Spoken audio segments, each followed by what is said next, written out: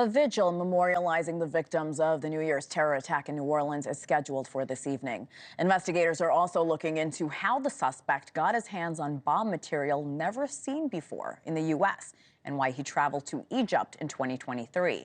Bourbon Street is back open just days before Mardi Gras festivities kick off on Monday.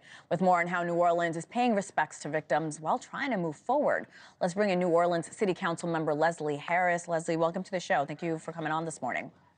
Thanks for having me. So we saw the nation, we watched the Super Bowl, the Sugar Bowl together. It went off without a hitch Thursday night.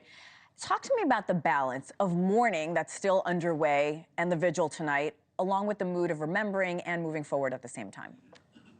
Well, as I've said before, New Orleans is a resilient city, and so we have to balance, as you said, what we do as a city. We host major events like the Sugar Bowl, like Mardi Gras, and the upcoming Super Bowl with our citizens and our tourists. And so we are planning a vigil tonight. There are also memorials throughout the day.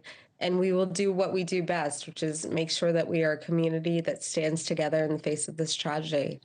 Let's dive deeper into the questions about the barriers and just how much security was in place. The City Council is now calling for a probe into the attack. What are you hoping to learn from that? Well, I think we're hoping to learn exactly what was in place, why the ballards were down, what was put in temporarily while the new ballards were being constructed. And we'll have that meeting on Monday. It's a joint Public Works Criminal Justice meeting, and I'm sure we will have both our Department of Public Works and NOPD there to talk about the ballards and what's going to happen going forward. The investigation is ongoing. We mentioned Bourbon Street is reopened. Talk to me about the stepped-up security, especially with the Sugar Bowl next week and, of course, the Super Bowl next month. Well, Mardi Gras next week. Excuse me. Sure. Yeah, Mardi Gras starts on Monday. We will have parades on Monday. And the Super Bowl is coming as well. We've been planning for a Super Bowl for months now. And so we've been partnering with our local agencies as well as national FBI and other state troopers, for example, to make sure that everybody is safe for Super Bowl and Mardi Gras. That stepped up security, again, has been in the works for some time now, including air and water testing.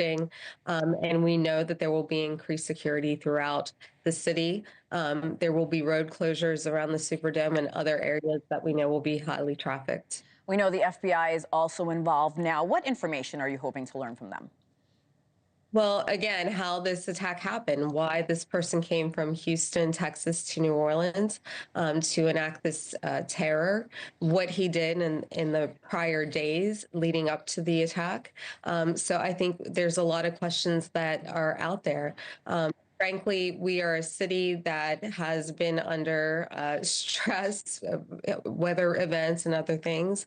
And it's really unfortunate that this person would target our city to enact this terror. And many tourists will be descending on your city next week and next month. What's your message, Lesli, to tourists coming to New Orleans in the next few days, next few weeks? We are a safe city. It's probably safest that it will ever be. And come on down. We need the business. We know how to throw large events. And with the additional support of our state and national law enforcement, we are a city ready for business, ready for tourists to come and enjoy our culture. Yeah, well, let's have a fun and safe Mardi Gras. Lesli Harris, thank you so much. Thank you. Thanks for watching. Go to joinnn.com to find NewsNation on your television provider. And don't forget to click the red subscribe button below to get more of NewsNation's fact-driven, unbiased coverage.